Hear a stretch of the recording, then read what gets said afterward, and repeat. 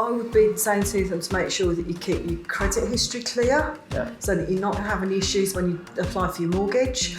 I would probably say just do something really simple and straightforward for your first couple of properties and just do nice little buy-to-lets. I've always invested close to home because I've always wanted to have property that's close to home. It becomes easier to manage. I've never really wanted to outsource it to anybody else. And I would just really simply, particularly if you're in recruitment, if you're any good in recruitment, you earn good money.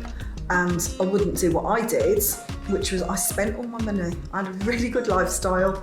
And I think if my dad probably knew the amount of money that I'd wasted, he's saying, why didn't you do something with it during that period of time?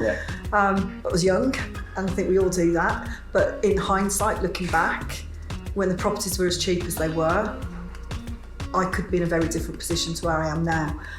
So I would say, if you're in a good job and you can save money and you can put your money to get a deposit for a buy-to-let, get a couple of those, get them cash flowing, so you buy them in not the best areas. I only invest in Birmingham, so I can really only talk about Birmingham.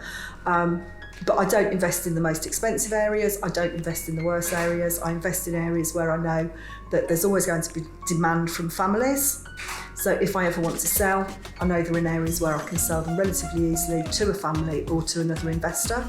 And that, I think, is probably what I would advise if you were starting out. I don't think I would be somebody that would want to get into rent to rent or some of these other schemes that are being taught, because I just think it's very, very difficult without any property experience to be able to check that a deal is really a deal.